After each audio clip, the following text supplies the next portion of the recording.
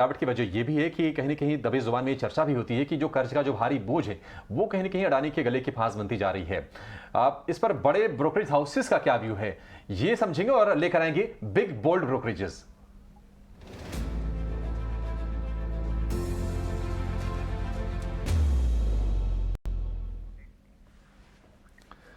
तो अडानी ग्रुप के ऊपर जो कर्ज है, तमाम कंपनियों ने जो कर्ज ले रखा है, उस पर दुनिया के दिग्गज ब्रोकरेज हाउस सीएलएसए का क्या कहना है, ये बताने के लिए हमारे सहयोगी सौमित सरकार हमारे साथ जुड़ गए हैं। सौमित, बताइए क्या बोला है सीएलएसए ने अपनी रिपोर्ट में, उसमें से क्या खास बातें आप हाईलाइट करना चाहेंगे?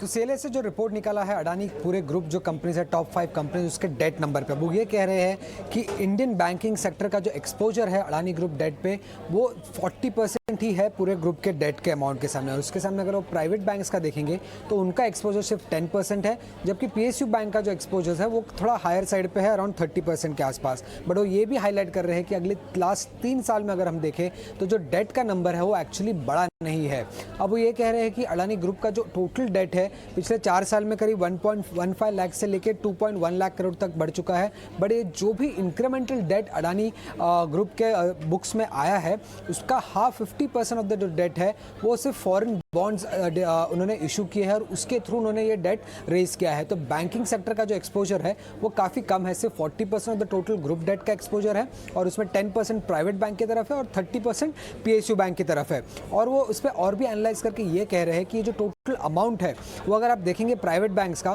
तो उनका जो टोटल लोन अमाउंट है उसका सिर्फ 0.3% होगा और सिर्फ 1.5% होगा उनके नेटवर्थ के सामने। और पीएसयू बैंक से अगर हम कंपेयर करें तो जो 30% एक्सपोजर है उनका अडानी ग्रुप की तरफ, तो वो सिर्फ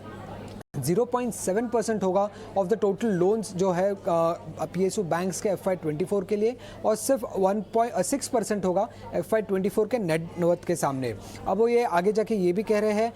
कि भले ही जो अडानी ग्रुप है उनका debt over the years double हो चुका है, बट कंपनी का जो डेट टू लेवरेज, जो कि leverage ratio gross debt to EBITDA या जो इंटरेस्ट कवरेज रेशियो होता है, एबिटा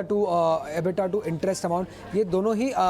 इम्प्रूव हुए हैं। अगर आप देखेंगे तो जो लेवरेज रेशियो है वो कम हो चुका है इन द लास्ट 4 इयर्स, और जो इंटरेस्ट कवरेज रेशियो है वो भी लिटरली डबल हो चुका है। पहले अराउंड 1.5 टाइम्स था, वो अब बढ़ के 2.6 टाइम्स के आसपास हो चुका है, और लेवरेज रेशियो इनफैक्ट 6 टाइम्स से कम होकर अब अराउंड 3 to 4 टाइम्स के आसपास है, ऐसा सीएलएसए ने कहा है अपनी रिपोर्ट में।